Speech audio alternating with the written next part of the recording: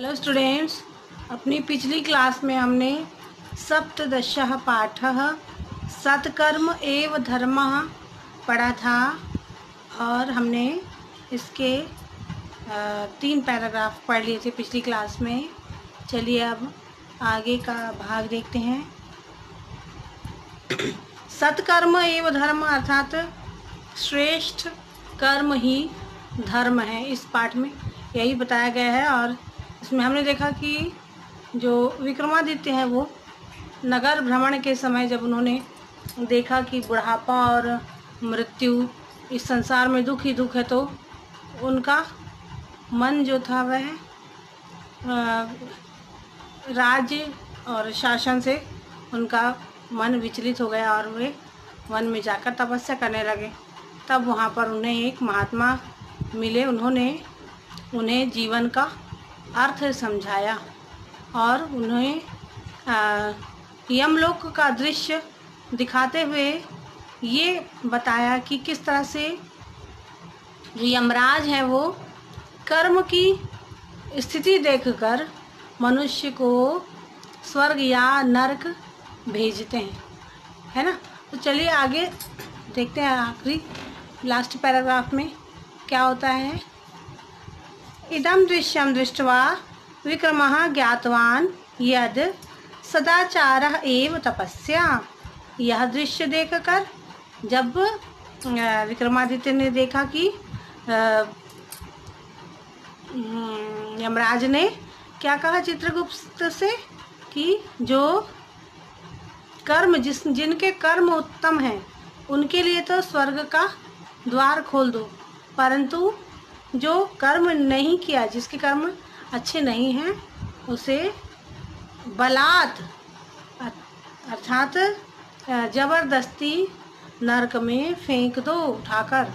तो ऐसा जब दृश्य देखा विक्रमादित्य ने, तब उन्हें ये ज्ञात हुआ कि सदाचार ही तपस्या है और सत्कर्म ही धर्म है।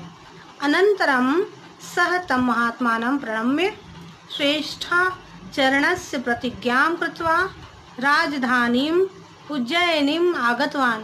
और उसके बाद जब उन्होंने ये दृश्य देखा, उन्हें सत्य का ज्ञान हुआ, तो उसके बाद उन्होंने उन महात्मा जो थे उन्हें प्रणाम किया और अच्छे आचरण की प्रतिज्ञा करके अपनी राजधानी उज्जयिनी लौट आए। आगत्य धर्मानुकूलं नीतिपूर्वकं प्रजापालन पुरस्सरं शासनं कृतवान्।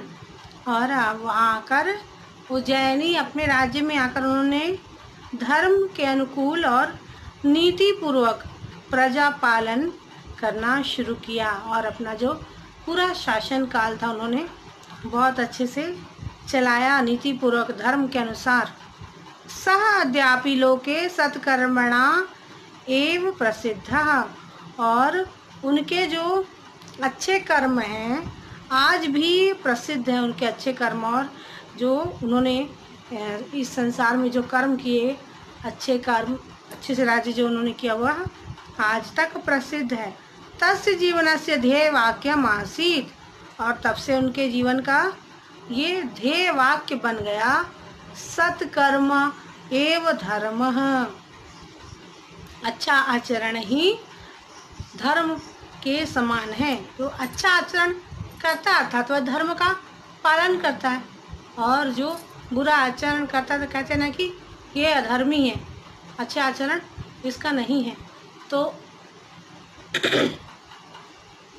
इस पाठ से यही हमें शिक्षा मिलती है कि मनुष्य जब इस संसार में आता है तो वह अच्छे आचरण करे, अच्छा आचरण करे, अच्छे कर्म करे, तभी उसका जीवन जो है वो सफल होता है ना। और अच्छा आचरण ना करने वाला मनुष्य जो है वह उसको उसकी मृत्यु के बाद उसे कोई याद नहीं करता, परंतु जो अच्छे आचरण वाला मनुष्य रहता है वह जग में अमर हो जाता है ना। उसको मृत्यु के बाद भी वो हमेशा लोगों के हृदय में जीवित रहता है। तो ये विक्रमादित्य के बारे में और भी हमने पहले भी पढ़ा है कि उन्होंने इतने अच्छे कर्म किए कि उनका जो सिंहासन था, है ना, वह इतना पवित्र था कि उस पर बैठने वाला अपने आप सच अच्छा आचरण करने लगता था। तो आज के लिए इतना ही। अगली क्लास में हम इस पाठ के प्रश्नोत्तरों को हल करेंगे।